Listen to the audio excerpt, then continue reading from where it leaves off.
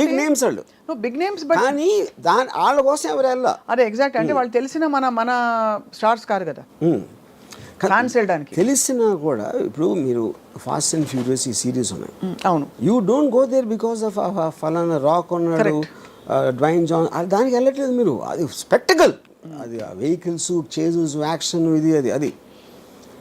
So అప్పుడు ఏంటి, మీకు తెలిసిన యాక్టర్ ఉండొచ్చు కానీ వాడి కోసం సినిమాకి వెళ్ళటం మానేశారు హాలీవుడ్లో. అది నేను చెప్పేది. You know, so true, yes. So ఇవన్నీ I honestly believe Raj Kumar లేకపోయినా కూడా ఈ సినిమా ఇంతే ఆడుతుంది. ఆ ట్రైలర్ బట్టి, దాన్ని బట్టి రాజ్ కుమార్ బదులు ఆ రేంజ్లోనే ఏ యాక్టర్ ఉన్నా కూడా మోరల్లెస్. అదే మీరు ప్రభాస్ ఉన్న సినిమాలో మీరు ఎవరినో పెడితే ఆడకపోవచ్చు, అది నేను చెప్పేది. అది ఎందుకంటే దాని డిజైన్ కూడా వేరే ఉంటుంది.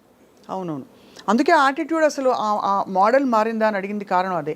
బికాస్ ఇంతవరకు మనకి తెలిసి మన స్టార్స్ ఎలివేషన్స్ లేకుండా స్టార్స్ అయి ఉండి బట్ ఒక ఎంఐ మిషన్ ఇంపాసిబుల్ సిరీస్ లాగా లేదు ఒక ఇలాంటి వాటిలో చూసిన సందర్భాలు చాలా తక్కువ. బికాజ్ మామూలు మన సినిమాలో హీరో ఊరికే ఇలా తల తిప్పితే కూడా దానికి ఒక ఎఫెక్ట్, ఇది ఒక స్టార్ హీరో. అలాంటిది showing them that normal people వచ్చింది అలాంటి సినిమా. అసలు ఒక రుద్రమైన నాకు గుర్తుంది, చిరంజీవి గారు నార్మల్గా మెగా స్టార్ అయ్యింది. డెఫినెట్గా ఐ ఫీల్, అంటే ఇప్పుడు బాలచంద్ర గారు ఉన్నారు, అఫ్ కోర్స్ బాలచంద్ర గారు ఈ టైంలో తీయలేదు అలాంటి విశ్వనాథ్ గారు, ఆఫ్ కోర్స్. నాకు తెలిసి వెన్ ద టైమ్ సాగర్ సంగమం ఆ టైంలో తీసినప్పుడు Kamal Haasan image would have been very different. అప్పుడు వచ్చిన కమల్ హాసన్ ఫిలిమ్స్కి సాగర్ సంగమంకి ఏమి ఏదో ఉండదు. ఇంకోటి, మీరు శంకరాభరణంలో సోమయాజుల్ గారు లాంటి ఒక 60-year-old అన్నోన్ పర్సన్ని ప్రొటాగనిస్ట్గా పెట్టడం అనేది నాకు తెలిసి ఇప్పుడు కూడా ఎవరు అసలు ఇమాజిన్ కూడా చేయడు. అలాగే ఒక అంత పొడుగ్గా ఉండి ఆల్మోస్ట్ యూనో డస్కీ కాంప్లెక్షన్తో మంజు భార్గవ్ గారిని హీరోయిన్గా పెట్టడం కూడా ఎవరు ఊహించుకోలేరు మీరు అన్నట్టు. బట్ అది కూడా ప్రొటాగనిస్ట్ని మీరు నాన్ యాక్టర్ని ఎవరు ఐఏఎస్ ఆఫీసర్ని తీసుకొచ్చి పెట్టడం అని దానికన్నా రిస్క్ అయితే పరాకాష్ట. ఇది కరెక్ట్ రైట్. బట్ అది కూడా మీరు అన్న వన్ ఆఫ్ ద మోడల్స్లో ఆఫ్ దీస్ అవుట్లయర్ ఫిల్మ్స్, అంటే ఆడ్ ఫిల్మ్స్ అంటాం కదా. ఈ అంటే ముందు పికప్ కాలేదు, బట్ తర్వాత బాగా పికప్ అయ్యి కల్ట్ ఫిల్మ్ అయిపోయింది. ఇదేమో స్త్రీ 2 ఏమో పికప్ అవుతుందో లేదో తెలియదు, బట్ ఫస్ట్ డేనే బ్లాక్ బస్టర్, ఇంకా దాని గురించి ఏం మాట్లాడక్కర్లేదు అంతే. అంటే అలా ఉంది దాని మీరు చెప్తున్న కనెక్షన్. ఇంకోటి ఏమైంది, నిన్న దాంతో రిలీజ్ అయిన అక్షయ్ కుమార్ సినిమాకి 5 కోట్లు వచ్చింది. 54 కోట్లు రాజ్ కుమార్ సినిమాకి వస్తే 5 కోట్లు అక్షయ్ కుమార్ సినిమాకి వచ్చింది. 5.5 కోట్లు అంతా జాన్ అబ్రహం సినిమాకి వచ్చింది అదే రోజు. మరి తీసేవాళ్ళు ఇప్పుడు నెక్స్ట్ ఎవరైనా హీరో రెమ్యూనరేషన్ ఒక సిరీస్ ఆఫ్ ఫ్లాప్స్ తర్వాత తగ్గించుకునే సందర్భాలు ఉండుంటాయి ఆర్జీవి గారు? చేస్తారు. That happens? Yeah, it happens. When the market is not doing yeah. ఎందుకంటే అప్పుడు ఏం చేస్తారంటే ఇప్పుడు ఇంత ఇస్తామండి సినిమా హిట్ అయితే అంత ఇస్తామని ఇలాంటి కొన్ని డీల్స్ పెట్టుకుంటారు, కొంచెం అదే క్లాజులు బ్యాక్ ఎండ్ అలాంటి. The reason I asked that is because majority of this major expenses that we are talking about, ఇప్పుడు మొన్న కల్కి వచ్చింది, it was actually a feast. వినడానికి ఒక అమితాబ్ బచ్చన్ గారు, ఒక సో అండ్ సో ప్రభాస్ ఉంటే అసలు చూడొచ్చా అని, దీపిక ఇంకోవైపు. బట్ ఆ సినిమాలో ఈ స్టార్ దీనికి రెమ్యూనరేషన్స్ చాలా అయి ఉంటాయి కదా. ఇప్పుడు అలాంటి సినిమా తీసి ఒక బ్యూటిఫుల్ అటెంప్ట్ అని మంచి పేరు తెచ్చుకుని, బట్ రిటర్న్ ఆన్ ఇన్వెస్ట్మెంట్ చూసుకుంటే 500 కోట్లకి 150 ఎక్కువ రావడం బెటరా, లేదు ఇలాంటి ఒక కొత్త స్కూల్ ఆఫ్ థాట్ బయలుదేరి న్యూట్రలైజ్ చేసే ఎఫెక్ట్ బెటర్ అంటారా?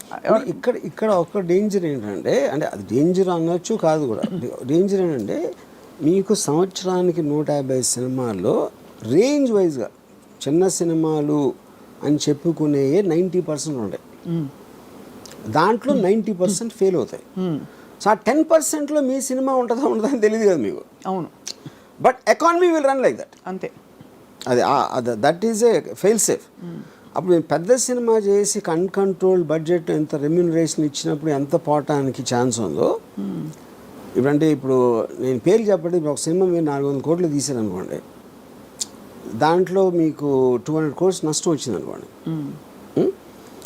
ఇప్పుడు మీరు దీని బేసిస్లో 10 కోట్లు 15 కోట్లు సినిమా తీస్తే ఎంత పోయినా కూడా మీకు 10-15 పోతుంది, ఇక్కడలాగా 200 పోదు. అంతే కదా. అంతే రిస్క్ ఇస్ లెస్ అంటే ఎక్కువ, బట్ కొడితే జాక్ పాట్ కొడితే ఇంకా తిరుగుంటుంది అది. బట్ ఆల్ ద సేమ్ ఈ హీరోలు అందరూ వాళ్ళ రిస్క్ కూడా ఒక సినిమాలో ఎంగేజ్ అవ్వడం ఈజ్ వెరీ హై బికాస్ వాళ్ళు తొందరగా పీక్ అయిపోతారు. ఆ తర్వాత దానికంటే ఏదైనా తక్కువ ఇస్తే చూసుకోరు. చచ్చినట్టు ఆ లీగ్ ఆఫ్ మార్కెట్లోనే ఇప్పుడు ప్రభాస్ వచ్చి సడన్గా యూనో మంచి ఒక ఇలాంటి ఒక 127 hours లాంటి సినిమాలో ఆర్ సంథింగ్ చేస్తారా అంటే whether people will digest, whether he'll take that risk we don't know. He's compel to work now in very very big projects. దానికి రీజన్ ఏంటంటే ఇప్పుడు 127 hours వీళ్ళకి తెలియదు అనుకుందాం ఏదో సంథింగ్. ప్రభాస్కి డబ్బులు ఇచ్చేది not about the story, not about that. అతను స్క్రీన్ మీద హై స్పీడ్లో వస్తే అంతమంది ఎక్సైట్మెంట్ వస్తుంది అనేది కాస్టింగ్ ఫ్యాక్టర్. అది that is what super stars are suppose to be. అప్పుడు అలాంటి మూమెంట్స్ ఉన్న స్టోరీనే వాళ్ళు ఎన్నుకుంటారు. అదే వాళ్ళు వచ్చి వేరే సినిమా తీసినప్పుడు ఆమీర్ ఖాన్ ఒక్కడే చాలా తెలుగు చేస్తాడు. ఆమీర్ ఖాన్ ఏం చేస్తాడంటే ఇప్పుడు ఏంటి, ఒక సపోజ్ తను గజనీ లాంటి సినిమా తీసాడు కూడా చాలా పెద్ద హిట్ అయ్యేది. తర్వాత తను తారే జమీన్ పే తీస్తే తారే జమీన్ పేలో చూస్తారా, అది మంచి స్టోరీ, కానీ గజనీకి అలవాటు పడిన వాళ్ళు దీన్ని చూస్తారా అంటే దానికి ఆమీర్ ఖాన్ ఏం చేశాడంటే గజనీ నమ్మిన ప్రైస్లో 1/10 కమ్మాడు తారే జమీన్ పే. అప్పుడు ఆమీర్ ఖాన్ లాజిక్ ఏంటంటే నేను ఈ సినిమాలు కూడా చేస్తాను, కానీ ఆ ప్రైస్కి అమ్మినప్పుడు ఆ ఆడియన్స్ని నేను రీచ్ అవ్వలేను. దీని ఆడియన్స్ దీనికి ఉంటారు. కరెక్ట్. అప్పుడు ఏమైంది, గజనీ కాస్ట్ 40 crores అయితే ఇది 5 crores అయింది. 5 crores అయ్యేటప్పటికి ఇది కూడా 60 చేసింది. 60 crores తారే జమీన్ పే. అదే ఒక 90 చేసి ఉండొచ్చు. 60 కాకపోయినా 10 చేసినా కూడా హిట్టే కదా. అప్పుడు ఏంటి, మీరు ఎంత కాస్ట్ చేశారు, ఎంత వచ్చింది చూసి 100 మంది 1000 మంది చూసారు అనుకోండి ఆ పెద్ద సినిమా, దాంట్లో 900కి నచ్చకపోవచ్చు, కానీ వాళ్ళు చూస్తారు, మీరు ఆ డబ్బులు అయితే మీకు వచ్చేసినాయి. ఇప్పుడు ఇక్కడేమో 100లో 90 మందికి నచ్చినాయి. అవును, కానీ ఈ సినిమా చూసే జనం ఉన్నదే 100 మంది. నేను వాళ్ళని సాటిస్ఫై చేసినా కూడా నాకు హ్యాపీ. అది ఆమీర్ ఖాన్ లెక్క. ఓహో, అంతే. అందుకని తను ఎక్స్ట్రీమ్లీ లో బడ్జెట్ ఇది వేస్తాడు, లేకపోతే వెరీ హై బడ్జెట్, రెండు. అప్పుడు వాటి డిజైన్ వేరే ఉంటుంది అంతే. Effectively ROI is better satisfied here, return on investment. ROI definitely. మీరు 40 crores సినిమా 80 చేయడానికి, 5 crores సినిమా 60 చేయడానికి ఎంత డిఫరెన్స్ ఉంది. పీకే గురించి కూడా అలాగే చెప్పారు. పీకే సినిమా రిలీజ్ అయినప్పుడు ఆమీర్ ఖాన్ ప్రొడ్యూస్డ్, దాని cost of production was much less than so many other films ఆ టైంలో వచ్చినవి ఆ లీగ్లో. సో బట్ ఇవన్నీ ఏంటంటే ఈ యాజ్ అన్ అనాలిసిస్ ఇదంతా హాలీవుడ్ స్టార్స్. ఇప్పుడు ఫర్ ఎగ్జాంపుల్ టామ్ హ్యాంక్స్ ఉన్నాడు, హీల్ డూ కాస్ట్ అవే, ఒకే యాక్టర్ మొత్తం ఐలాండ్లో ఒకడే ఉంటాడు. He'll do a very big budget of some other film. You know వాళ్ళు ఏంటంటే వాళ్ళంతా స్టూడియోస్ కంట్రోల్ చేస్తాయి, బయర్స్ ఉండరు. ఈ బయర్స్ మీడియేషన్ లెవెల్లో ప్రైసెస్ అనేది ఇది అయిపోతుంది. అప్పుడు PVR జానేతు జానేనా సినిమా, అదే ఒక 5 కోట్ల సినిమా, ఆమీర్ ఖాన్ మేనలుడు, ఆమీర్ ఖాన్ ప్రొడ్యూస్ చేశాడు. చాలా ఆమీర్ ఖాన్ ఏం చేశాడు, అది వాళ్ళు 35 crores ఆఫర్ ఇచ్చారు కొనడానికి.